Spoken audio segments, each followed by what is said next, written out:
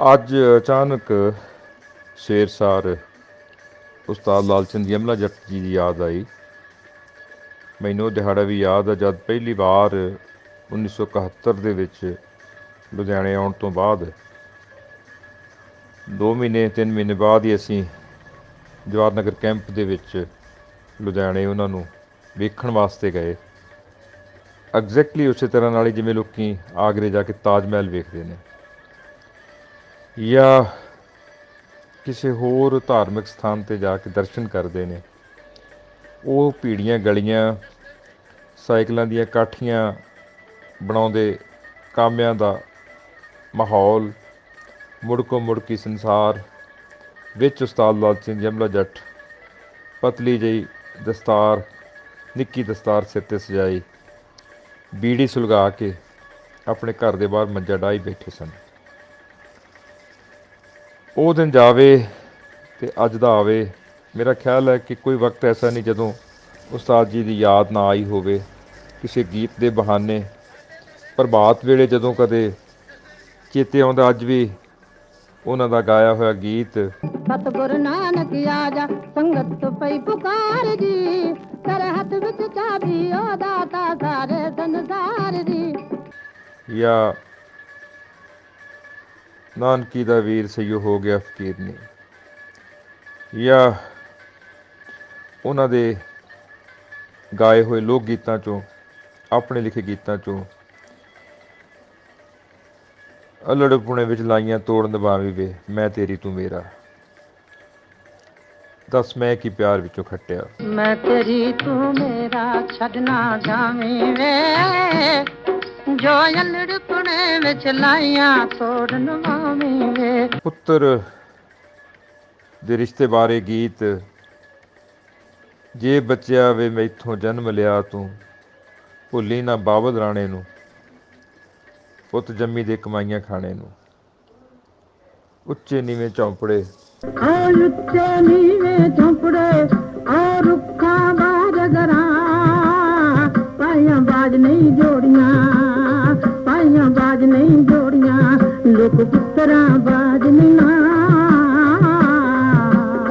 ਹੋਰ ਅਨੇਕਾਂ ਗੀਤ ਮੈਨੂੰ ਅੱਜ ਵੀ ਯਾਦ ਆਉਂਦੇ ਨੇ। ਜਦੋਂ ਸੱਚ ਜਾਣਿਓ ਮਨ ਦੇ ਵਿੱਚ ਤਰਬਾਂ ਤਰੰਗਾਂ ਛਿੜਦੀਆਂ ਨੇ ਕਿ ਆਖਰ ਕਿਸ ਕਿਸਮ ਦਾ ਗਵਈਆ ਸੀ ਜਿਹੜਾ ਜਦੋਂ ਕਦੇ ਆਖਦਾ ਕਿ ਜੰਗਲ ਦੇ ਵਿੱਚ ਖੂਹਾ ਲਵਾ ਦੇ ਉੱਤੇ ਪਵਾ ਦੇ ਡੋਲ, ਸਖੀਆ ਨਾਮ ਸਾਈਂ ਦਾ ਬੋਲ, ਤਾਂ ਲੋਕ ਇਸ ਗੀਤ ਨੂੰ ਸੁਣਨ ਸਾਰ ਕਿਸੇ ਦਰਵੇਸ਼ ਦੇ ਕਹੇ ਦੇ ਖੂਹ ਪੁੱਟਣ ਚਲੇ ਜਾਂਦੇ ਸੀ। ਕੋਈ ਨਹੀਂ ਸੀ ਪੁੱਟਦੇ। ਮੈਂ ਸਮਝਦਾ ਕਿ ਉਸ ਖੂਹ ਦੇ ਮਿੱਠੇ ਪਾਣੀ ਦੀ ਉਡੀਕ ਕਰਦੇ ਸੀ, ਔਰ ਉਡੀਕ ਵੀ ਐਸੀ ਕਿ ਸਾਰੇ ਇਲਾਕੇ ਵਿੱਚ, ਖਾਸ ਕਰਕੇ ਅੱਜ ਵੀ ਰਤੀਆ ਇਲਾਕੇ ਦੇ ਵਿੱਚ, ਹਰਿਆਣਾ ਦੇ ਵਿੱਚ, ਉਸ ਖੂਹ ਦਾ ਜ਼ਿਕਰ ਯਮਲੇ ਜੱਟ ਦੇ ਖੂਹ ਦੇ ਰੂਪ 'ਚ ਕੀਤਾ ਜਾਂਦਾ ਹੈ। ਜੰਗਲ ਦੇ ਵਿੱਚ ਖੂਹਾ ਲਵਾ ਦੇ ਉੱਤੇ ਪਵਾ ਦੇ ਡੋਰ, ਸਖੀਆ ਨਾਮ ਸਾਈਂ ਦਾ ਬੋਲ। ਜੰਮੂ ਤੋਂ ਨਾਲ ਲੱਗਵੇਂ ਸਿਆਲਕੋਟ ਦੇ ਪਿੰਡ ਭਾਗੋਵਾਲ ਤੋਂ ਬਾਹਰ ਵਿੱਚ ਗਿਆ ਇਹ ਟੱਬਰ। ਦੋਸਤੋ ਨੋਟ ਕਰਿਓ ਕਿ ਜਿਹੜਾ ਜੰਮੂ ਦਾ ਖਿੱਤਾ ਹੈ ਨਾ, ਸੁਚੇਤਗੜ੍ਹ ਤੋਂ ਕੁੱਲ 11 ਮੀਲ ਦੂਰ ਹੈ ਸਿਰਫ। ਆਪਣਾ ਰੱਬ ਤੁਹਾਡਾ ਭਲਾ ਕਰੇ ਸਿਆਲਕੋਟ। ਮੈਂ ਉਸ ਬੁਰਜੀ 'ਤੇ ਬਹਿ ਕੇ ਵੀ ਵੇਖਿਆ ਹੋਇਆ, ਜਿੱਥੋਂ ਬੁਰਜੀ 'ਤੇ ਲਿਖਿਆ ਹੋਇਆ ਸੀ 11 ਮੀਲ ਜਾਂ ਕਿਲੋਮੀਟਰ ਸਰਹੱਦ 'ਤੇ। ਉਸ ਪਿੱਪਲ ਥੱਲੇ, ਜਿਹੜਾ ਪਿੱਪਲ ਉਸ ਬੁਰਜੀ ਨੂੰ ਗਲੇਫੀ ਬੈਠਾ ਸੀ। ਹੋਇਆ ਇਸ ਤਰ੍ਹਾਂ ਹੋਣਾ ਕਿ ਕਿਸੇ ਜਾਨਵਰ ਨੇ ਵਿੱਠ ਕੀਤੀ ਹੋਣੀ ਹੈ, ਉਹ ਪਿੱਪਲ ਦੇ ਬੀਜ ਹੋਣਗੇ ਉਸ ਵਿੱਠ 'ਚ, ਉਹ ਉਸ ਬੁਰਜੀ ਦੀ ਜੜ੍ਹ ਵਿੱਚ ਘਿਰ ਗਿਆ ਹੋਏਗਾ, ਕੁਦਰਤ ਨੇ ਪਾਣੀ ਪਾ ਦਿੱਤਾ ਹੋਏਗਾ, ਪਿੱਪਲ ਵੱਡਾ ਹੋ ਗਿਆ। ਅਤੇ ਪਿੱਪਲ ਦੀ ਸਿਫਤ ਤਾਂ ਇਹੀ ਹੈ ਨਾ ਕਿ ਉਹ ਜਿੱਥੇ ਵੀ ਉੱਗਦਾ ਆਪਣੀ ਜੜ੍ਹ ਇੰਨੀ ਡੂੰਘੀ ਕਰ ਦਿੰਦਾ, ਆਪਣੇ ਤਣੇ ਨੂੰ ਇੰਨਾ ਫੈਲਾ ਦਿੰਦਾ ਕਿ ਉਹ ਬੁੱਕਲ 'ਚ ਲੈ ਲੈਂਦਾ। ਭਾਵੇਂ ਉਹ ਖਜੂਰ ਹੋਵੇ, ਦਰਖਤ ਹੋਵੇ, ਕੋਈ ਸਟਰਕਚਰ ਹੋਵੇ, ਢਾਂਚਾ ਹੋਵੇ, ਪੱਥਰ ਹੋਵੇ, ਕੁਛ ਵੀ ਹੋਵੇ, ਉਹ ਗਲੇਫ ਲੈਂਦਾ ਆਪਣੇ ਵਿੱਚ। ਉਹ ਸਿਆਲਕੋਟ ਦੇ ਜੰਮੇ ਜਾਏ ਨੇ ਜਦੋਂ ਬਾਹਰ ਵਿੱਚ ਜਾ ਕੇ ਆਪਣੇ ਨਾਨਕਿਆਂ ਤੋਂ ਸੰਗੀਤ ਦੀ ਵਿੱਦਿਆ ਲਈ, ਆਪਣੇ ਬਾਬਲ ਤੋਂ ਸੰਗੀਤ ਦੀ ਵਿੱਦਿਆ ਲਈ, ਵੱਡੇ ਵੱਡੇ ਸਾਜ਼ਾਂ 'ਚੋਂ ਤਰਾਸ਼ ਕੇ ਇੱਕ ਤਾਰਾ ਬਣਾਇਆ ਤੂੰਬੀ ਬਣਾਈ। ਇਹਦਾ ਮਤਲਬ ਇਹ ਨਹੀਂ ਹੈਗਾ ਕਿ ਤੂੰਬੀ ਪਹਿਲਾਂ ਹੈ ਨਹੀਂ ਸੀ। ਤੂੰਬਾ ਅਤੇ ਤੂੰਬੀ ਤਾਂ ਸਾਡੇ ਕੋਲ ਸਾਜ਼ ਵੱਡੇ ਸਾਈਜ਼ 'ਚ ਬਹੁਤ ਚਿਰ ਦੇ ਪੁਰਾਣੇ ਨੇ। ਮੀਰਾ ਜੀ ਕੋਲ ਵੀ, ਸੂਰਦਾਸ ਕੋਲ ਵੀ ਸੀ। ਇੱਕ ਤਾਰਾ ਬੋਲੇ ਦਾ ਜ਼ਿਕਰ ਅਕਸਰ ਆਪਾਂ ਪੜ੍ਹਦੇ ਗਾਉਂਦੇ ਹਾਂ। ਪਰ ਉਸਤਾਦ ਨੇ ਉਸ ਨੂੰ ਐਸਾ ਤਰਾਸ਼ਿਆ ਕਿ ਉਹ ਹੱਥ ਵਿੱਚ ਫੜਨ ਵਾਲਾ ਨਿੱਕਾ ਜਿਹਾ ਸਾਜ਼ ਬੁੱਕਲ ਦਾ ਗਹਿਣਾ ਬਣ ਗਿਆ। ਮਾਪਿਆਂ ਨਾਲੋਂ ਦੁਨੀਆ ਉੱਤੇ ਨਹੀਂ ਕੋਈ ਹੋਰ ਸਕੀਰੀ, ਇਹਨਾਂ ਦੀ ਸੇਵਾ ਤੋਂ ਵੱਡੀ ਨਹੀਂ ਕੋਈ ਹੋਰ ਫਕੀਰੀ। ਉਸਤਾਦ ਲਾਲ ਸਿੰਘ ਜਮਲਾ ਜੱਟ ਹੋਰਾਂ ਨੇ ਘਰ ਘਰ ਦਰ ਦਰ ਉਸ ਸਾਜ਼ ਨੂੰ ਆਪਣੇ ਅੰਦਾਜ਼ 'ਚ ਪਹੁੰਚਾਇਆ, ਕਿਉਂਕਿ ਜਿਹੜੀਆਂ ਤਰਬਾਂ ਉਹ ਛੇੜਦੇ ਸੀ ਇੰਝ ਲੱਗਦਾ ਸੀ ਇਹ ਧਰਤੀ ਦੀਆਂ ਤਰਬਾਂ ਨੇ, ਧਰਤੀ ਦੀਆਂ ਪੀੜਾਂ ਨੇ, ਧਰਤੀ ਦੇ ਗੀਤ ਨੇ। ਅਤੇ ਇਹ ਸਿਰਫ ਇਹੀ ਸਾਜ਼ ਜਿਹੜਾ ਇਸ ਲਈ ਕਾਬਲ ਹੈ। ਮੈਨੂੰ ਯਾਦ ਆਉਂਦਾ ਜਸਵੰਤ ਸਿੰਘ ਕਮਲ ਹੋਰਾਂ ਦੀ ਦੱਸੀ ਹੋਈ ਗੱਲ, ਕਹਿੰਦੇ 1962 ਦੇ ਵਿੱਚ ਅਸੀਂ ਉਸਤਾਦ ਲਾਲ ਸਿੰਘ ਜਮਲਾ ਜੱਟ ਨੂੰ ਢੁੱਡੀ ਕੇ ਬੁਲਾਇਆ। ਉਦੋਂ ਚੀਨ ਦੀ ਜੰਗ ਲੱਗੀ ਹੋਈ ਸੀ। ਉਸ ਵਿੱਚ ਮੁਟਿਆਰ ਗਾਉਂਦੀ ਹੈ ਅਤੇ ਕਹਿੰਦੀ ਹੈ ਕਿ ਕੰਧ 'ਤੇ ਨਿਸ਼ਾਨਾ ਲਾਉਣਾ ਮੈਨੂੰ ਤੂੰ ਸਿਖਾ ਜਾਵੇ, ਮਾਰਾਂ ਤੇਰੇ ਵੈਰੀ ਕਰਾਂ ਰੰਡੀਆਂ ਹਜ਼ਾਰਾਂ ਵੇ। ਫੁਹਾਰ ਦਾ ਗੀਤ ਸੀ। ਔਰਤ ਪਾਰਟੀਸਪੇਟ ਕਰਨਾ ਚਾਹੁੰਦੀ ਉਸ ਯੁੱਧ ਵਿੱਚ, ਜੰਗ ਵਿੱਚ, ਜਾਂ ਉਸ ਦੇ ਗਾਏ ਗੀਤਾਂ ਦੇ ਵਿੱਚੋਂ ਜ਼ਿਕਰ ਕਰਦੇ ਹਾਂ ਤਾਂ ਫਸਲਾਂ, ਬਹਾਰਾਂ, ਫਲਾਂ ਬੂਟਿਆਂ ਦਾ ਜ਼ਿਕਰ ਆਉਂਦਾ। ਤਾਰਾ ਮੀਰਾ ਪਾਵੇ ਬੋਲੀਆਂ, ਭਾਬੀ ਸਰੋਂ ਨਾਲ ਨੱਚਣ ਨੂੰ ਆਈ। ਵੇ ਬੱਲੇ ਬੱਲੇ ਪਈ ਤਾਰਾ ਮੀਰਾ ਪਾਵੇ ਬੋਲੀਆਂ, ਬੱਲੇ ਬੱਲੇ ਓਏ ਤਾਰਾ ਮੀਰਾ ਪਾਵੇ ਬੋਲੀਆਂ, ਸਰੋਂ ਹੱਸ ਕੇ ਕੁਆਲੀ ਗਾਵੇ, ਤਾਰਾ ਮੀਰਾ ਪਾਵੇ ਬੋਲੀਆਂ, ਓਏ ਸਰੋਂ ਹੱਸ ਕੇ ਕੁਆਲੀ ਗਾਵੇ। ਜਾਂ ਅਜੇ ਤੀਕ ਨਾ ਵਪਾਰੀ ਆਏ, ਬਾਗਾਂ ਵਿੱਚ ਅੰਬ ਪੱਕ ਗਏ। ਉਹ ਬਾਗ ਦੇ ਬਹਾਨੇ ਨਾਲ ਉਸ ਮੁਟਿਆਰ ਦੀ ਵੇਦਨਾ ਸੀ, ਜਿਹੜੀ ਮੁਟਿਆਰ ਵਿਆਹੋਂ ਟੱਪ ਰਹੀ ਸੀ, ਪੱਕ ਰਹੀ ਸੀ, ਅਤੇ ਮਾਂ ਨੂੰ ਕਹਿੰਦੀ ਕੋਈ ਸੋਚ ਨਹੀਂ ਕਮਲੀਏ ਮਾਏ, ਬਾਗਾਂ ਵਿੱਚ ਅੰਬ ਪੱਕ ਗਏ, ਅਜੇ ਤੀਕ ਨਾ ਵਪਾਰੀ ਆਏ। ਉਹ ਗੀਤ ਸੁਣੋਗੇ ਨਾ ਤੁਹਾਨੂੰ ਲੱਗੇਗਾ ਕਿ ਧੀ ਆਖ ਰਹੀ ਹੈ ਮਾਂ ਨੂੰ, ਮਾਏ ਮੇਰਾ ਵਰ ਲੱਭ ਦੇ, ਮੇਰੀ ਉਮਰ ਇਸ ਵਕਤ ਵਰ ਦੇ ਹਾਣ ਪ੍ਰਵਾਨ ਹੈ। ਅਜੇ ਤੀਕ ਨਾ ਵਪਾਰੀ ਆਏ ਨੀ ਬਾਗਾਂ ਵਿੱਚ ਅੰਬ ਪੱਕ ਗਏ, ਅਜੇ ਤੀਕ ਨਾ ਵਪਾਰੀ ਆਏ ਨੀ ਬਾਗਾਂ ਵਿੱਚ ਅੰਬ ਪੱਕ ਗਏ। ਜਦੋਂ ਉਸਤਾਦ ਜੀ ਗਾਉਂਦੇ ਸੀ ਨਾ ਕਿ ਮੰਗ ਸਾਂ ਮੈਂ ਤੇਰੀ ਹਾਣੀਆਂ ਵੀ ਬੇਈਮਾਨ ਮੁੱਕਰ ਗਏ ਮਾਪੇ।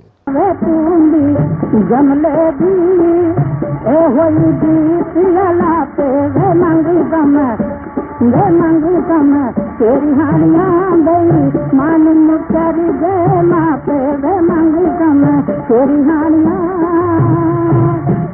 ਤਾਂ ਅੱਜ ਤਾਂ ਚਲੋ ਜ਼ਮਾਨਾ ਹੋ ਰਿਹਾ, ਹਰ ਚੌਥੇ ਘਰ ਤਲਾਕ ਦੀਆਂ ਖੇਡਾਂ ਵਾਪਰ ਰਹੀਆਂ ਨੇ।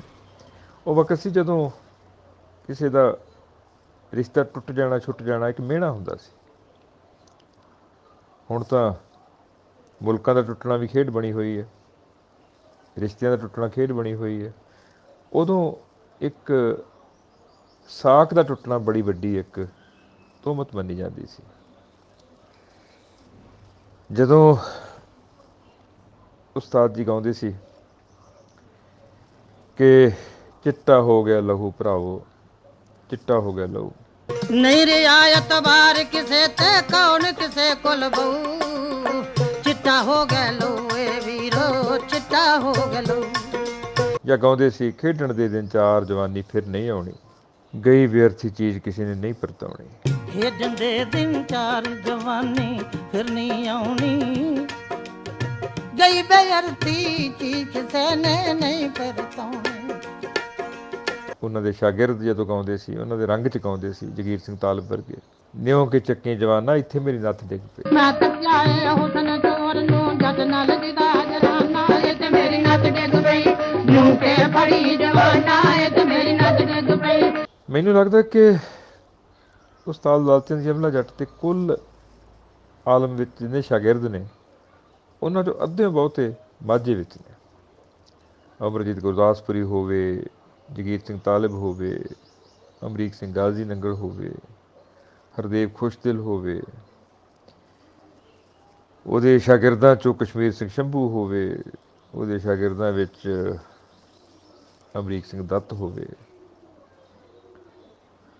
ਇਹ ਸਾਰੇ ਉਸੇ ਰੰਗ 'ਚ ਗਾਉਂਦੇ ਸੀ, ਵਜਦ 'ਚ ਆ ਕੇ ਗਾਉਂਦੇ ਸੀ। ਅੱਗੋਂ ਸ਼ਾਗਿਰਦ ਉਹਨਾਂ ਦੇ ਬਲਦੇਵ ਸਿੰਘ ਰੰਧਾਵਾ, ਹੋਰ ਕਿੰਨੇ ਲੋਕ। ਯਮਲਾ ਜੱਟ ਵੈਰਾਗ ਦਾ ਨਾਂ ਸੀ, ਮੁਹੱਬਤ ਦਾ ਨਾਂ ਸੀ, ਸਨੇਹ ਦਾ ਨਾਂ ਸੀ। ਨਰਿੰਦਰ ਬੀਬਾ ਵਰਗੀ ਉਹਨਾਂ ਦੀ ਸ਼ਾਗਿਰਦ ਨੇ ਜਦੋਂ ਲੰਮੀ ਹੀਕ ਦੇ ਗੀਤ ਗਾਉਣੇ ਆਰੰਭੇ ਤਾਂ ਧੀਆਂ ਵਾਂਗ ਨਾਲ ਰੱਖ ਕੇ ਉਸ ਨੂੰ ਹਰ ਕਵੀ ਦਰਬਾਰ ਵਿੱਚ ਵੀ ਸ਼ਾਮਿਲ ਕਰਵਾਇਆ, ਹਰ ਸੰਗੀਤ ਦਰਬਾਰ 'ਚ ਵੀ ਸ਼ਾਮਿਲ ਕਰਵਾਇਆ। ਔਰ ਮੈਨੂੰ ਇਹ ਵੀ ਯਾਦ ਹੈ ਜਿਹੜੀਆਂ ਗੱਲਾਂ ਮੈਂ ਸਤਿਕਾਰਯੋਗ ਪਿਤਾ ਸਮਾਨ ਸ਼ਾਇਰ ਗਿਆਨੀ ਰਾਮ ਨਾਰਾਇਣ ਸਿੰਘ ਦਰਦੀ ਹੋਰਾਂ ਕੋਲ ਸੁਣੀਆਂ ਹੋਈਆਂ ਕਿ ਜਦੋਂ ਕਵੀ ਅਤੇ ਸੰਗੀਤ ਸਭਾ ਕਰਦੇ ਹੁੰਦੇ ਸੀ ਜੇਲ੍ਹ ਰੋਡ ਲੁਧਿਆਣਾ 'ਤੇ ਫੀਲਡਗੰਜ ਦੇ ਬਾਹਰ ਆਪਣੇ ਗੁਰੂ ਅੰਗਦ ਦੇਵ ਗਿਆਨੀ ਕਾਲਜ ਦੇ ਬਾਹਰ, ਤਾਂ ਨਰਿੰਦਰ ਬੀਬਾ ਜੀ ਉਦੋਂ ਅਜੇ ਗੌਰਮੈਂਟ ਕਾਲਜ 'ਚ, ਲੜਕੀਆਂ ਦੇ ਗੌਰਮੈਂਟ ਕਾਲਜ 'ਚ ਗ੍ਰੈਜੂਏਸ਼ਨ ਕਰਦੇ ਸੀ। ਔਰ ਉਸਤਾਦ ਜੀ ਕੋਲੋਂ ਲੋਕ ਸੰਗੀਤ ਦੀ ਸਿੱਖਿਆ ਦੀਖਿਆ ਲੈ ਰਹੇ ਸੀ। ਤਾਂ ਉਸਤਾਦ ਲਾਲ ਸਿੰਘ ਯਮਲਾ ਜੱਟ, ਕਿਉਂਕਿ ਤੁਹਾਨੂੰ ਪਤਾ ਹੀ ਹੈ ਕਿ ਗਿਆਨੀ ਰਾਮ ਨਾਰਾਇਣ ਸਿੰਘ ਦਰਦੀ ਹੋਰਾਂ ਕੋਲੇ 47 ਤੋਂ ਬਾਅਦ ਵਿੱਚ ਬਗੀਚੀ ਵਿੱਚ ਇੱਕ ਮਾਲੀ ਦੇ ਰੂਪ 'ਚ ਵੀ ਕੰਮ ਕਰਦੇ ਰਹੇ। ਔਰ ਜਿਹੜਾ ਊੜਾ ਐੜਾ ਵੀ ਉਹਨਾਂ ਨੇ ਸਿੱਖਿਆ ਉਹ ਵੀ ਸਾਡੀ ਸਤਿਕਾਰਯੋਗ ਮਾਂ ਪ੍ਰੋਫੈਸਰ ਤੇਜ ਕੌਰ ਦਰਦੀ ਤੋਂ ਸਿੱਖਿਆ। ਔਰ ਪਹਿਲੀ ਪਛਾਣ ਵੀ ਉਹਨਾਂ ਦੇ ਇੱਕ ਤਾਰੇ ਦੀ ਜਦੋਂ ਕੁੱਲੀ 'ਚੋਂ ਚੋਰੀ ਚੋਰੀ ਵਜਾ ਰਹੇ ਸੀ ਤਾਂ ਇਕਬਾਲ ਕੇ ਗੁਣਵੰਤ ਨੇ ਸੁਣਿਆ, ਜਿਹੜੇ ਬਾਅਦ ਵਿੱਚ ਮੇਰੇ ਸਤਿਕਾਰਯੋਗ ਅਧਿਆਪਕ ਪ੍ਰੋਫੈਸਰ ਗੁਣਵੰਤ ਸਿੰਘ ਦੂਆ ਬਣੇ GGN ਖਾਲਸਾ ਕਾਲਜ ਲੁਧਿਆਣਾ ਦੇ ਵਿੱਚ। ਉਸ ਬੱਚੇ ਨੇ ਦੱਸਿਆ ਆਪਣੇ ਬਾਬਲ ਨੂੰ, ਪਾਪਾ ਜੀ ਜਿਹੜਾ ਆਪਣਾ ਮਾਲੀ ਹੈ ਨਾ, ਉਹਦੇ ਇੱਕ ਨਿੱਕੀ ਜਿਹੀ ਧੁਨਤਣੀ ਹੈ, ਨਿੱਕੀ ਜਿਹੀ ਇੱਕ ਉਹਦੇ ਕੋਲ ਖੇਡ ਹੈ, ਜਦੋਂ ਵਜਾਉਂਦਾ ਨਾ ਅਤੇ ਬੜਾ ਸਵਾਦ ਆਉਂਦਾ ਹੈ। ਉਹ ਸਵਾਦ ਕੀ ਸੀ? ਉਹ ਵਜਦ ਸੀ, ਜਿਹਦਾ ਨਾਮ ਬਾਅਦ ਵਿੱਚ ਪਤਾ ਲੱਗਿਆ। ਉਹੀ ਉਸ ਨੂੰ ਸੁੰਦਰਦਾਸ ਆਸੀ ਕੋਲ ਲੈ ਕੇ ਗਏ, ਸ਼ਾਇਰੀ 'ਚ ਉਸਤਾਦ ਬਣੇ ਉਹਨਾਂ ਦੇ। ਔਰ ਆਪ ਗੀਤ ਬਹੁਤ ਲਿਖੇ, 2 ਕਿਤਾਬਾਂ ਤਾਂ ਛਪ ਚੁੱਕੀਆਂ ਨੇ ਉਹਨਾਂ ਦੇ ਜਿਉਂਦੇ ਜੀ, ਤੂੰਬੀ ਦੀ ਤਾਰ ਅਤੇ ਤੂੰਬੀ ਦੀ ਵੰਗਾਰ। ਕੁਛ ਗੀਤ ਉਹਨਾਂ ਦੇ ਪੁਸਤਕ ਰੂਪ ਦੇ ਵਿੱਚ, ਖਰੜੇ ਰੂਪ ਦੇ ਵਿੱਚ ਮੈਂ ਕਦੇ ਜਸਦੇਵ ਸਿੰਘ ਯਮਲਾ ਜੱਟ ਤੁਸੀਂ ਵੇਖੇ ਸੀ। ਹੁਣ ਸ਼ਾਇਦ ਉਹ ਪਰਿਵਾਰ ਦੇ ਕੋਲ ਸੰਭਾਲੇ ਹੋਣਗੇ। ਕਿਸੇ ਵਕਤ ਉਸ ਨੂੰ ਉਹਨਾਂ ਦੇ ਪੱਗਵਟ ਭਰਾ ਕਿਰਪਾਲ ਸਿੰਘ ਕਸੇਲ ਹੋਰਾਂ ਨੇ ਸੰਪਾਦਿਤ ਕਰਨ ਦਾ ਬੀੜਾ ਚੁੱਕਿਆ ਸੀ। ਸਿਰੇ ਚੜ੍ਹਿਆ ਨਹੀਂ ਚੜ੍ਹਿਆ ਮੈਨੂੰ ਇਸ ਗੱਲ ਦਾ ਕੋਈ ਵਿਸ਼ਵਾਸ ਨਹੀਂ, ਪਰ ਮੇਰੀ ਜਦੋਂ ਵੀ ਕਦੇ ਗੱਲ ਹੁੰਦੀ ਉਹਨਾਂ ਦੇ ਪੋਤਰਿਆਂ ਨਾਲ, ਸੁਰੇਸ਼ ਨਾਲ ਜਾਂ ਵਿਜੇ ਯਮਲਾ ਜੱਟ ਨਾਲ, ਬੜੇ ਪਿਆਰੇ ਪੁੱਤਰ ਨੇ। ਇਹੀ ਆਖਦਾ ਕਿ ਯਾਰ ਇੱਕ ਐਸੀ ਕਿਤਾਬ ਤਿਆਰ ਕਰੀਏ ਜਿਸ 'ਚ ਉਸਤਾਦ ਜੀ ਦੇ ਸਾਰੇ ਗੀਤ ਹੋਣ, ਬਹੁਤ ਖੂਬਸੂਰਤ ਛਪੀ ਹੋਵੇ, ਇੰਨੀ ਖੂਬਸੂਰਤ ਛਪੀ ਹੋਵੇ ਜਿੰਨੇ ਉਸਤਾਦ ਜੀ ਦੇ ਗੀਤ ਨੇ। ਮੇਰੀ ਰੀਝ ਹੈ ਕਿ ਉਸ ਨੂੰ ਅਸੀਂ ਹੱਥ 'ਚ ਲਈਏ ਪ੍ਰੋਜੈਕਟ ਨੂੰ।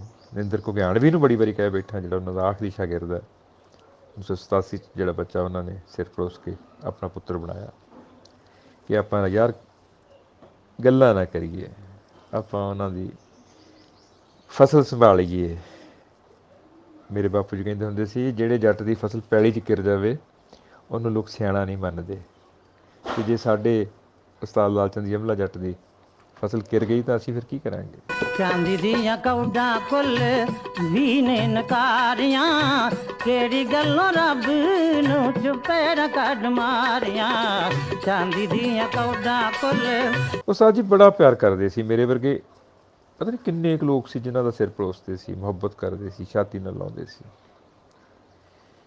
ਮੈਨੂੰ ਯਾਦ ਹੈ ਅਕਸਰ ਉਹ ਜਸਵੀਰ ਖੁਸ਼ਦਿਲ ਦੇ ਨਾਲ ਮਾਰੂਤੀ ਵੈਨ ਦੇ ਵਿੱਚ ਮੇਰੇ ਕੋਲ ਯੂਨੀਵਰਸਿਟੀ ਆ ਜਾਂਦੇ ਹੁੰਦੇ ਸੀ। ਐਵੇਂ ਨਿੱਕੀਆਂ ਨਿੱਕੀਆਂ ਗੱਲਾਂ, ਇੱਕ ਨਿੱਕੀ ਜਿਹੀ ਗੱਲ ਜਿਹੜੀ ਬੜੀ ਵੱਡੀ ਉਦੋਂ ਦੀ ਪ੍ਰਾਪਤੀ ਹੋ ਸਕਦੀ ਸੀ ਯੂਨੀਵਰਸਿਟੀ ਦੀ, ਜੇ ਉਹ ਕਰ ਲੈਂਦੇ ਤਾਂ। ਉਹ ਕਹਿੰਦੇ ਮੇਰੇ ਇਸ ਪੋਤਰੇ ਨੂੰ ਨਾ ਨੌਕਰੀ ਮਿਲ ਸਕਦੀ ਇੱਥੇ।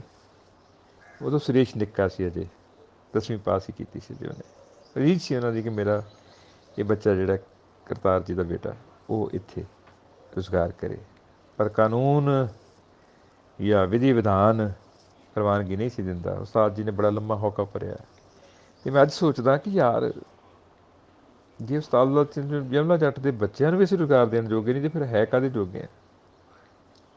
ਮੈਂ ਤਾਂ ਲੱਖ ਸ਼ੁਕਰਾਨਾ ਕਰਦਾ ਪੰਜਾਬੀ ਯੂਨੀਵਰਸਿਟੀ ਪਟਿਆਲਾ ਦਾ, ਜਿਸ ਨੇ ਉਹਨਾਂ ਦੇ ਇੱਕ ਪੋਤਰੇ ਵਿਜੇ ਯਮਲਾ ਜੱਟ ਦੀਆਂ ਟੋਟਲ ਫੈਕਲਟੀਜ਼ ਨੂੰ ਸੰਭਾਲਿਆ ਹੋਇਆ। ਇਸੇ ਤਰ੍ਹਾਂ ਨਾਲ ਹੀ ਭਾਨਾ ਰਾਮ ਦੇ ਪੋਤਰੇ ਨੂੰ ਉੱਥੇ ਰੁਜ਼ਗਾਰ ਦੇ ਕੇ ਉਹਦੀ ਟੈਲੈਂਟ ਨੂੰ ਸੰਭਾਲਿਆ ਹੋਇਆ। ਇਹ ਵੀ ਕੰਮ ਯੂਨੀਵਰਸਿਟੀਆਂ ਦੇ ਨੇ। ਤੁਸੀਂ ਨਿੱਕੀਆਂ ਨੌਕਰੀਆਂ ਦੇ ਦਿਓ, ਬਹੁਤੀਆਂ ਵੱਡੀਆਂ ਨਾ ਦਿਓ, ਪਰ ਆਖਰ ਪੇਟ ਤਾਂ ਸਭ ਨੂੰ ਲੱਗਿਆ ਨਾ। ਕਲਾ ਤਾਂ ਹੀ ਜੀਵੇਗੀ ਜੇ ਸਰਪ੍ਰਸਤੀ ਮਿਲੇਗੀ। ਉਸਤਾਦ ਲਾਲ ਚੰਦ ਯਮਲਾ ਜੱਟ ਨਾਲ ਬੜੀ ਮੁਹੱਬਤ ਕਰਦੀ ਸੀ ਸਰਦਾਰ ਜਗਦੇਵ ਸਿੰਘ ਜੱਸੋਵਾਲ। ਜਦੋਂ ਮੇਲੇ ਦਾ ਆਰੰਭ ਹੁੰਦਾ, ਸਭ ਤੋਂ ਪਹਿਲਾਂ ਆਸ਼ੀਰਵਾਦ ਉਹਨਾਂ ਤੋਂ ਲੈਂਦੇ। ਆਖਦੇ, ਉਸਤਾਦ ਜੀ ਤੁਸੀਂ ਲਾਜ਼ਮੀ ਆਉਣਾ, ਬਾਕੀ ਕੋਈ ਆਵੇ ਨਾ ਆਵੇ। ਉਸਤਾਦ ਜੀ ਆਉਂਦੇ। ਇੱਥੋਂ ਤੱਕ ਇੱਕ ਵਾਰ ਉਹਨਾਂ ਦੀ ਲੱਤ ਨੂੰ ਗੈਂਗਰੀਨ ਹੋਈ ਹੋਈ ਸੀ। ਇਹ ਸ਼ਾਇਦ 1992 ਦੀ ਗੱਲ ਹੈ। ਉਹਨਾਂ ਨੂੰ ਕੁਰਸੀ 'ਤੇ ਬਿਠਾ ਕੇ ਹੀ ਬਾਹਰੋਂ ਅਸੀਂ ਅੰਦਰ ਲੈ ਕੇ ਗਏ। ਉਹਨਾਂ ਨੇ ਬੈਠ ਕੇ ਫਿਰ ਗੀਤ ਸੁਣਾਏ। ਔਰ ਮੈਨੂੰ ਯਾਦ ਇਹ ਵੀ ਆ ਰਿਹਾ ਕਿ ਹੰਸਰਾਜ ਹੰਸ ਔਰ ਗੁਰਦਾਸ ਮਾਨ ਉਸ ਮੇਲੇ ਜਦੋਂ ਆਏ, ਤਾਂ ਜਦੋਂ ਉਹਨਾਂ ਉਸਤਾਦ ਜੀ ਨੂੰ ਕੁਰਸੀ 'ਤੇ ਬੈਠਿਆਂ ਵੇਖਿਆ, ਉੱਠਣ ਜੋਗੇ ਨਹੀਂ ਸੀ ਜਦੋਂ, ਤਾਂ ਸਭ ਤੋਂ ਪਹਿਲਾਂ ਉਹਨਾਂ ਦੇ ਚਰਨ ਬੰਦਨਾ ਜਾ ਕੇ ਉਹਨਾਂ ਨੇ ਕੀਤੀ। ਉਹਨਾਂ ਦਾ ਸਿਰ ਉਸਤਾਦ ਜੀ ਦੇ ਗੋਡਿਆਂ ਦੇ ਮੁੱਢ ਸੀ ਔਰ ਉਹਨਾਂ ਦੇ ਦੋਵਾਂ ਦੇ ਸਿਰਾਂ ਉੱਤੇ ਹੱਥ ਉਸਤਾਦ ਜੀ ਦੇ ਸੀ।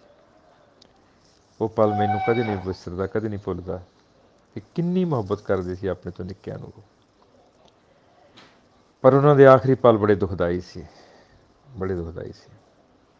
ਸਰਦਾਰ ਜਗਦੇਵ ਸਿੰਘ ਜੱਸੋਵਾਲ ਕਹਿਣ ਲੱਗੇ, ਕਹਿੰਦੇ ਆਪਾਂ ਉਸਤਾਦ ਜੀ ਦਾਖਲ ਨੇ ਮੋਹਨ ਦੀ ਗੋਸਵਾਲ ਹਸਪਤਾਲ ਦੇ ਵਿੱਚ, ਗੈਂਗਰੀਨ ਵੱਧ ਗਈ ਹੈ, ਪਤਾ ਕਰਕੇ ਆਈਏ। ਪਤਾ ਕਰਨ ਗਏ ਤਾਂ ਹਸਪਤਾਲ ਦੇ ਗੇਟ 'ਤੇ ਸਾਨੂੰ ਉਹਨਾਂ ਦਾ ਬੇਟਾ ਕਰਤਾਰ ਚੰਦ ਮਿਲ ਗਿਆ, ਵੱਡਾ ਬੇਟਾ। ਇੱਕਦਮ ਜਿਵੇਂ ਬੁੱਬੁਲਿਕਾ ਹੋ ਕੇ ਜੱਸੋਵਾਲ ਸਾਹਿਬ ਨੂੰ ਜੱਫੀ ਪਾ ਲਈ। ਅੱਖਾਂ 'ਚ ਹੰਝੂ ਸਨ। ਆਖਣ ਲੱਗਿਆ, ਜਿੰਨੇ ਪੈਸੇ ਘਰ ਸੀ ਸਾਰੇ ਹੂੰਝ ਹਾਂਝ ਕੇ ਹਸਪਤਾਲ ਨੂੰ ਦੇ ਬੈਠੇ ਹਾਂ, ਅਤੇ ਹੁਣ ਦਵਾਈਆਂ ਦਾ ਫਿਰ 25,000 ਰੁਪਇਆ ਸਿਰ ਖੜਾ। ਕੀ ਕਰੀਏ। ਜੱਸੋਵਾਲ ਸਾਹਿਬ ਦਾ ਇੱਕ ਅੰਦਾਜ਼ ਹੁੰਦਾ ਸੀ। ਉਹਨਾਂ ਨੇ ਆਲੇ ਦੁਆਲੇ ਵੇਖਿਆ ਅਤੇ ਮੈਨੂੰ ਕਹਿਣ ਲੱਗੇ ਕਿ ਆਪਾਂ ਕੀ ਕਰ ਸਕਦੇ ਹਾਂ। ਸਾਡੀ ਚੰਗੀ ਕਿਸਮਤ ਨੂੰ ਉਸੇ ਵਕਤ ਸਰਦਾਰ ਭਗਵਾਨ ਸਿੰਘ, ਜਿਹੜੇ ਗੁਰਮੇਲ ਮੈਡੀਕਲ ਹਾਲ ਦੇ ਮਾਲਕ ਨੇ ਔਰ ਉੱਥੇ ਉਸੇ ਹਸਪਤਾਲ ਦੇ ਵਿੱਚ ਦਵਾਈਆਂ ਦੀ ਦੁਕਾਨ ਚਲਾਉਂਦੇ ਸੀ, ਉਹ ਸਾਨੂੰ ਮਿਲ ਗਏ। ਕਹਿਣ ਲੱਗੇ, ਜਥੇਦਾਰ ਜੀ ਕਿੱਧਰ ਆਏ ਹੋ? ਜੱਸੋਵਾਲ ਸਾਹਿਬ ਨੂੰ ਪੁੱਛਿਆ ਉਹਨਾਂ ਨੇ। ਕਹਿੰਦੇ ਇਸ ਕੰਮ ਆਏ ਆ। ਹੌਕਾ ਭਰਿਆ। ਆਖਣ ਲੱਗੇ, ਭਗਵਾਨ ਸਿੰਘ ਤੇਰੇ ਕੋਲ ਯਾਰ ਰੱਬ ਦਾ ਦਿੱਤਾ ਕਿੰਨਾ ਕੁਛ ਹੈ, ਤੂੰ ਇਹਦੇ ਵਿੱਚੋਂ ਥੋੜ੍ਹਾ ਬਹੁਤਾ ਹਿੱਸਾ ਜੇ ਕੱਢ ਸਕੇ ਤਾਂ ਸਾਡੇ ਉਸਤਾਦ ਜੀ ਦੇ ਇਲਾਜ ਵਾਸਤੇ ਦਵਾਈਆਂ ਦਾ ਪ੍ਰਬੰਧ ਕਰਕੇ ਦੇ। ਉਹਨਾਂ ਕਿਹਾ, ਜੀ ਜੇ ਜੋ ਹੁਣ ਤੱਕ ਜਾ ਚੁੱਕੀਆਂ ਨੇ ਉਹਦੇ ਬਾਰੇ ਤਾਂ ਮੈਂ ਕੁਛ ਕਰ ਨਹੀਂ ਸਕਦਾ, ਪਰ ਜਿਹੜਾ ਉਧਾਰ ਤੁਸੀਂ ਕਹਿ ਰਹੇ ਹੋ 25,000 ਦਾ, ਉੱਤੇ ਵੀ ਲੀਕ ਮਾਰਦਾ ਅਤੇ ਉਹਨਾਂ ਦੇ ਇਲਾਜ ਵਿੱਚ ਜਿੰਨੀਆਂ ਵੀ ਦਵਾਈਆਂ ਹੋਰ ਲੱਗਣਗੀਆਂ ਉਹ ਮੈਂ ਸਾਰੀਆਂ ਦਾ ਪੈਸਾ ਨਹੀਂ ਲਵਾਂਗਾ। ਜਿੱਦਣ ਅਸੀਂ ਗਏ ਉਦੋਂ ਅਗਲੇ ਦਿਨ ਸਰਜਰੀ ਸੀ ਉਹਨਾਂ ਦੀ, ਅਤੇ ਸ਼ਾਮ ਨੂੰ ਸਾਡੇ ਜਾਣ ਤੋਂ ਬਾਅਦ ਵਿੱਚ ਕਹਿੰਦੇ ਨੇ ਕਿ ਉਹਨਾਂ ਦੀ ਲੱਤ ਦੇ ਵਾਲ ਸਾਫ਼ ਕਰਨ ਵਾਸਤੇ ਜਿਹੜਾ ਕੋਈ ਕਰਮਚਾਰੀ ਆਇਆ, ਉਹਨੂੰ ਉਸਤਾਦ ਜੀ ਪੁੱਛਦੇ ਨੇ, ਕਹਿੰਦੇ ਭਗਤਾ ਕੀ ਕਰਨ ਲੱਗਿਆ? ਉਹ ਪਾਗਲ ਆਦਮੀ ਨੇ ਕਹਿ ਦਿੱਤਾ, ਕਹਿੰਦਾ ਜੀ ਤੁਹਾਡੀ ਲੱਤ ਕੱਟਣੀ ਹੈ, ਇਸ ਕਰਕੇ ਮੈਂ ਵਾਲ ਉਤਾਰ ਰਿਹਾ। ਗੈਂਗਰੀਨ ਵੱਧ ਚੁੱਕੀ ਸੀ, ਸੱਚ ਹੈ ਕਿ ਕੱਟੀ ਜਾਣੀ ਸੀ। ਉਸ ਰਾਤ ਦੀ ਸਵੇਰ ਨਹੀਂ ਆਈ। ਉਸਤਾਦ ਜੀ ਵੱਡਾ ਦਰਦ ਨਾਲ ਲੈ ਕੇ ਚਲੇ ਗਏ। ਸਰਜਰੀ ਨਹੀਂ ਹੋ ਸਕੀ। ਔਰ ਜਦੋਂ ਅੰਤਮ ਸੰਸਕਾਰ ਲਈ ਅਸੀਂ ਲੈ ਕੇ ਜਾ ਰਹੇ ਸਾਂ ਜਵਾਹਰ ਨਗਰ ਕੈਂਪ ਤੋਂ ਉਹਨਾਂ ਨੂੰ ਬੱਸ ਸਟੈਂਡ ਦੇ ਪਿਛਲੇ ਪਾਸੇ, ਤਾਂ ਮੀਂਹ ਰੱਜ ਕੇ ਵਰਿਆ, ਰੱਜ ਕੇ ਵਰਿਆ। ਪੱਗਾਂ ਵਿੱਚ ਦੀ ਸਾਡੇ ਘਰਾਲਾਂ ਵਗ ਰਹੀਆਂ ਸੀ। ਪੈਦਲ ਲੈ ਕੇ ਜਾ ਰਹੇ ਸਾਂ। ਇੱਕ ਨਿੱਕਾ ਜਿਹਾ ਬਾਲਕਾ ਰੋਂਦਾ ਫਰੀਦਕੋਟੋਂ ਘੁਗਿਆਣੇ ਪਿੰਡ ਤੋਂ ਆਇਆ, ਭਿੱਜਿਆ, ਮੱਠਾ ਮੱਠਾ ਬੁਖਾਰ ਵੀ ਸੀ ਉਸਨੂੰ। ਉਸਨੇ ਆਪਣੇ ਮੋਢਿਆਂ ਤੋਂ ਲੋਈ ਉਤਾਰੀ ਜਿਹੜੀ ਉਹਨੇ ਬੁੱਕਲ ਮਾਰੀ ਹੋਈ ਸੀ, ਅਤੇ ਵੱਡੀ ਧਾਹ ਮਾਰ ਕੇ ਉਸਤਾਦ ਜੀ ਦੇ ਸਰੀਰ 'ਤੇ ਪਾ ਕੇ ਆਖਣ ਲੱਗਾ, ਬਾਪੂ ਛੇਤੀ ਛੱਡ ਗਿਆ। ਉਹ ਬੱਚਾ, ਨਿੱਕਾ ਜਿਹਾ ਬਾਲਕਾ, ਅੱਜ ਦਾ ਸਾਡਾ ਲਗਭਗ 50 ਪੁਸਤਕਾਂ ਦਾ ਲੇਖਕ ਮਹਿੰਦਰ ਘੁਗਿਆਣ ਵੀ ਹੈ। ਉਸਤਾਦ ਲਾਲ ਚੰਦ ਯਮਲਾ ਜੱਟ ਦੀਆਂ ਗੱਲਾਂ ਨਹੀਂ ਮੁੱਕਣੀਆਂ। ਜਦੋਂ ਮੁੱਕਣਾ ਅਸੀਂ ਵੀ ਮੁੱਕਣਾ। ਬਾਤਾਂ ਪੈਂਦੀਆਂ ਰਹਿਣਗੀਆਂ। ਉਸਤਾਦ ਲਾਲ ਸਿੰਘ ਜਮਲਾ ਜੱਟ ਦੀ ਯਾਦ ਨੂੰ ਸਿਰ ਝੁਕਾਉਂਦਾ ਹੋਇਆ ਆਪਣੇ ਆਪ ਨੂੰ ਕਰਜ਼ਾ ਮੁਕਤ ਕਰ ਰਿਹਾ, ਕਿਉਂਕਿ ਜੇ ਮੈਨੂੰ ਯਾਦਾਂ ਆਈਆਂ ਤਾਂ ਮੈਂ ਤਾਂ ਹੀ ਉਹਨਾਂ ਦੀਆਂ ਗੱਲਾਂ ਕਰ ਸਕਿਆ। ਮਿੱਤਰੋ ਪਿਆਰਿਓ, ਉਹਨਾਂ ਦੀਆਂ ਗੱਲਾਂ ਨੂੰ ਸੁਣਿਆ ਤੁਸੀਂ ਧਿਆਨ ਨਾਲ, ਤੁਹਾਡਾ ਬਹੁਤ ਬਹੁਤ ਸ਼ੁਕਰੀਆ। ਮੇਰੇ ਮਨ ਤੋਂ ਭਾਰ ਉਤਰਿਆ। ਮੈਂ ਸ਼ਬਦਾਂ ਦਾ ਧੰਨਵਾਦੀ ਹਾਂ, ਉਸ ਰਿਸ਼ਤੇ ਦਾ ਧੰਨਵਾਦੀ ਹਾਂ ਜਿਸ ਰਿਸ਼ਤੇ ਨਾਲ ਮੈਂ ਉਹਨਾਂ ਦੇ ਅੰਗ ਸੰਗ ਲੰਮਾ ਸਮਾਂ ਗੁਜ਼ਾਰਿਆ। ਉਹਨਾਂ ਦੀ ਯਾਦ ਵਿੱਚ ਜਿਉਣਾ ਵੀ ਸਾਡੀ ਧਰਮ ਵਰਗੀ, ਆਸਥਾ ਵਰਗੀ ਲੋੜ ਹੈ। ਸੋ ਆਓ ਰਲ ਕੇ ਆਪਣੇ ਵੱਡ ਪੁਰਖੇ ਨੂੰ, ਆਪਣੇ ਤੂੰਬੀ ਦੇ ਸਿਰਜਣਹਾਰ ਨੂੰ, ਨਵੀਂ ਤੂੰਬੀ ਦੀ ਕਾਢ ਤਾਂ ਨਹੀਂ ਲਫ਼ਜ਼ ਵਰਤਾਂਗਾ ਮੈਂ, ਨਵੀਂ ਤੂੰਬੀ ਦੀ ਸਿਰਜਣਾ ਕਰਨ ਵਾਲੇ ਬਜ਼ੁਰਗ ਨੂੰ ਸਲਾਮ ਆਖੀਏ। ਜਿਸ ਨੇ ਕਦੇ ਆਲਮ ਲੋਹਾਰ ਨਾਲ ਪੱਗ ਵਟਾਈ ਸੀ, ਉਸ ਨੂੰ ਫਤਿਹ ਬੁਲਾਈਏ। ਆਖੀਏ, ਉਸਤਾਦ ਜੀ ਯਾਦ ਸਲਾਮਤ ਰਹੇ। ਤੁਹਾਡੇ ਪੁੱਤਰਾਂ 'ਚੋਂ ਅੱਜ ਕੋਈ ਬਲਜਿੰਦਰ ਧਾਰੀਆ ਬਣ ਕੇ ਆਸਟ੍ਰੇਲੀਆ 'ਚ ਤੂੰਬੀ ਟਣਕਾ ਰਿਹਾ ਹੈ, ਕੋਈ ਸਵਰਨ ਆਪਣਾ ਬਣ ਕੇ ਵਿਸ਼ੋਏ ਪਿੰਡ ਦੇ ਵਿੱਚ ਅਜਨਾਲੇ ਦੇ ਨੇੜੇ ਤੂੰਬੀ ਟਣਕਾ ਰਿਹਾ ਹੈ। ਕਿਤੇ ਮੇਲੇ ਲੱਗ ਰਹੇ ਨੇ ਤੁਹਾਡੀ ਯਾਦ ਵਿੱਚ, ਫਰਿਜ਼ਨੋ 'ਚ ਰਜਿੰਦਰ ਬਰਾੜ ਵਰਗੇ ਲਾ ਰਹੇ ਨੇ, ਕਿਤੇ ਤੁਹਾਡੀਆਂ ਗੱਲਾਂ ਹੋ ਰਹੀਆਂ ਨੇ, ਕਿਤੇ ਤੁਹਾਡੀ ਤਰਬਾਂ ਦੀ ਨਕਲ ਹੋ ਰਹੀ ਹੈ, ਤੁਹਾਡੇ ਸਾਜ਼ ਨੂੰ ਅੱਜ ਲੋਕੀ ਧੀਆਂ ਭੈਣਾਂ ਵੀ ਸਿੱਖ ਕੇ ਅੱਗੇ ਵਧਾ ਰਹੀਆਂ ਨੇ। ਇਹ ਤੁਹਾਡੀ ਤਪੱਸਿਆ ਸੀ। ਹੇ ਤਪੱਸਵੀ ਪੁਰਖ, ਤੇਰੀ ਯਾਦ ਨੂੰ ਨਤਮਸਤਕ ਹਾਂ। ਮੈਂ ਤੁਹਾਡਾ ਬਚੜਾ, ਜਿਸ ਨੇ ਬਹੁਤ ਮੁਹੱਬਤ ਲਈ ਤੁਹਾਡੇ ਕੋਲ ਬੈਠ ਕੇ, ਉਹ ਤੁਹਾਨੂੰ ਫਤਿਹ ਬੁਲਾਉਂਦਾ ਹੈ। ਬਹੁਤ ਬਹੁਤ ਸ਼ੁਕਰਾਨਾ। ਤੁਹਾਡਾ ਆਪਣਾ ਬੱਚਾ ਗੁਰਭਜਨ ਗਿੱਲ। ਰੋਵੇ ਧਰਤੀ ਆਕਾਸ਼, ਰੋਵੇ ਧਰਤੀ ਆਕਾਸ਼, ਪਈਆਂ ਰੋਣ ਰੂਹਾਂ ਲੱਖਾਂ। ਰੋਵੇ ਧਰਤੀ ਆਕਾਸ਼, ਪਈਆਂ ਰੋਣ ਰੂਹਾਂ ਲੱਖਾਂ।